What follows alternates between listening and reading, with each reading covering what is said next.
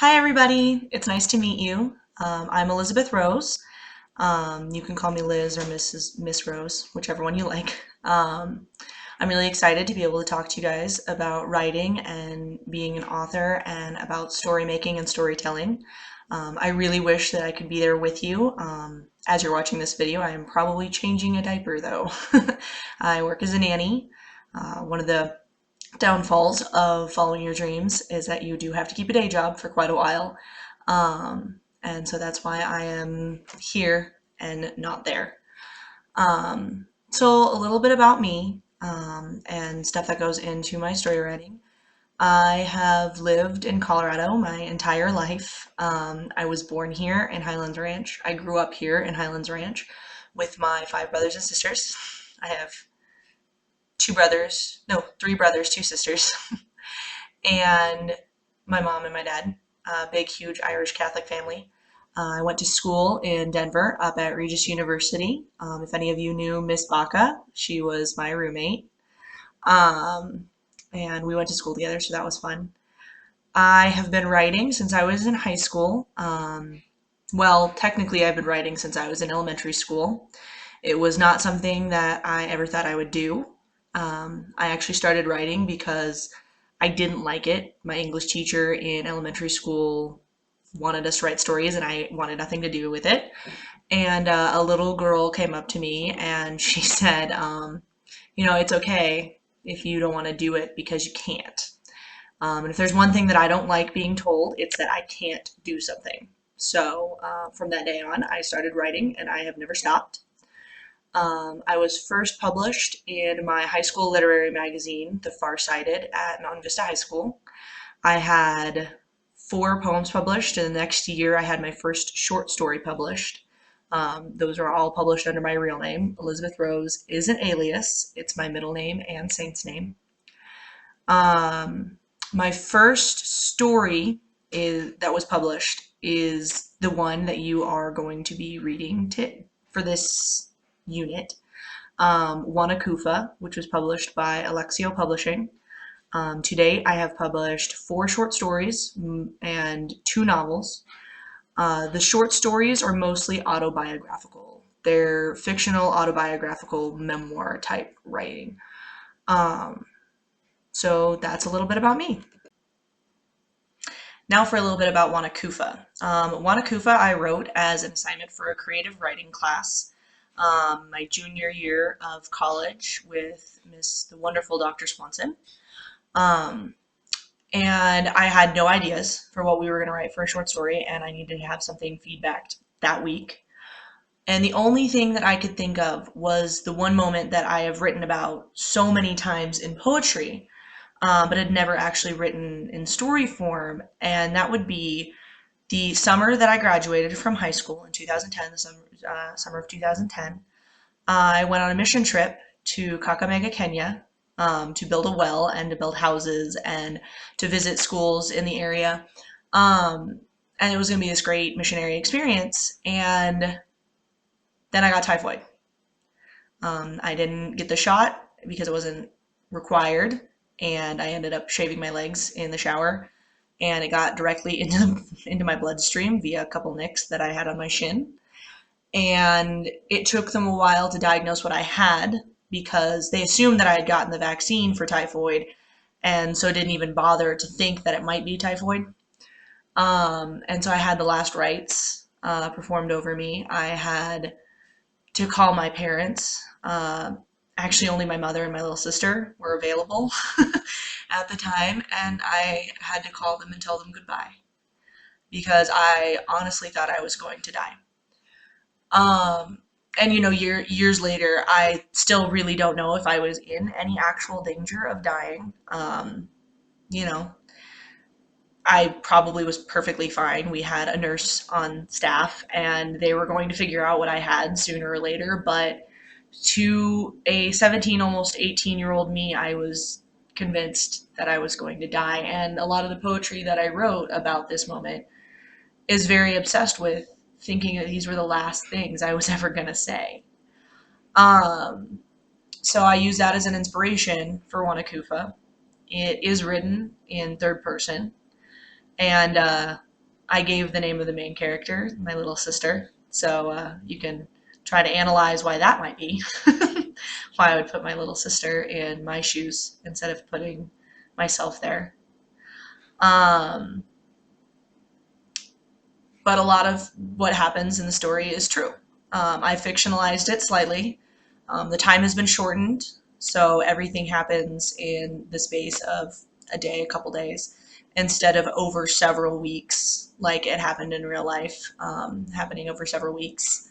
Um, a lot of the genders have changed, the ages and the number of people who were there with me changed. And obviously, it ends in a way that is not definite about the outcome for our main character, Julia. Um, and we know where I ended up, or I wouldn't be here talking to you right now. Um, so that's where Wanakufa comes from.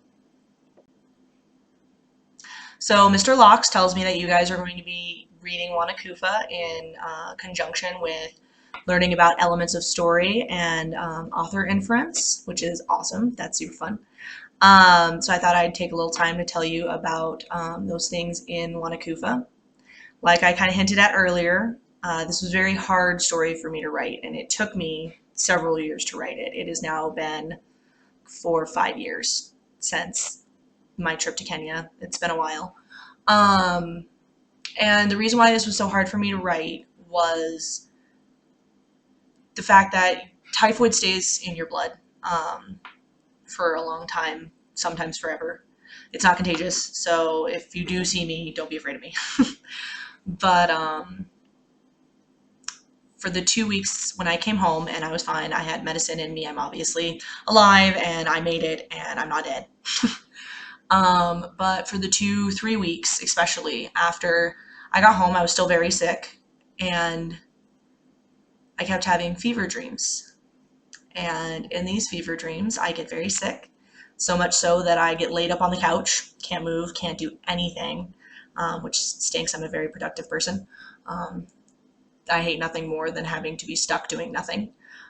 But I lay on the couch, I'm stuck doing nothing, and I have these half awake, half asleep nightmares in which I truly and fully believe that I never left, that I didn't survive, and that everything I've lived for the past 4 or 5 years has been a dream, and that I am consoling myself as I am about to die.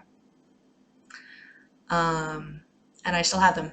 Every time I get very sick, so a really bad cold or flu or, you know, virus sickness that kind of triggers the typhoid will trigger the fever dreams.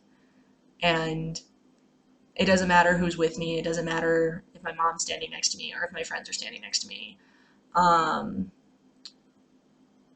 don't believe they're real. And you cannot imagine how much it hurts to have your mother standing beside you going, you know, are you okay? Are you okay? Are you okay? Like, what can I get you? And to be looking at her going, I'm never going to see my mom again.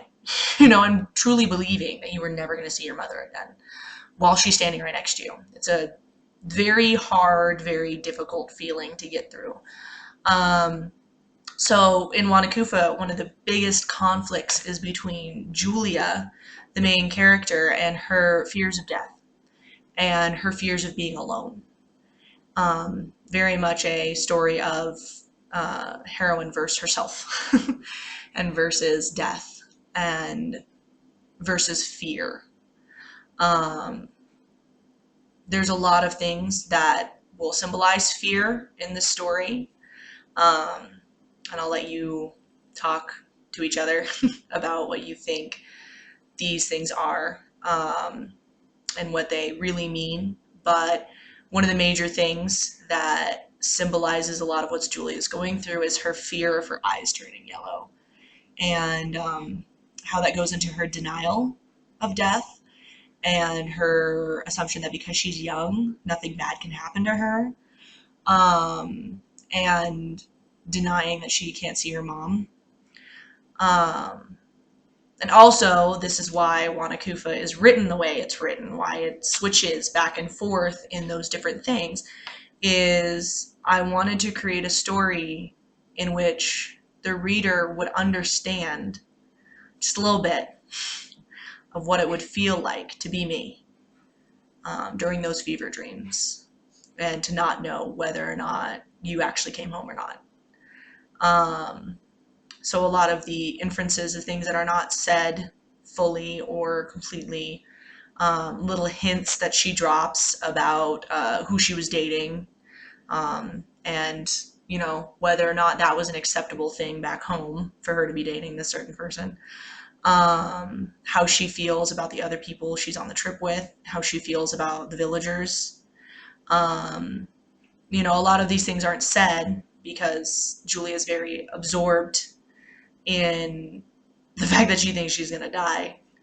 But the entire experience of being in Kenya is kind of wrapped in that story, the good and the bad. A lot of the bad, but the good is in there too if you look for it, and reasons why Julia or myself would find that kind of a trip, that life-threatening trip, to be completely worth it. Um, yeah.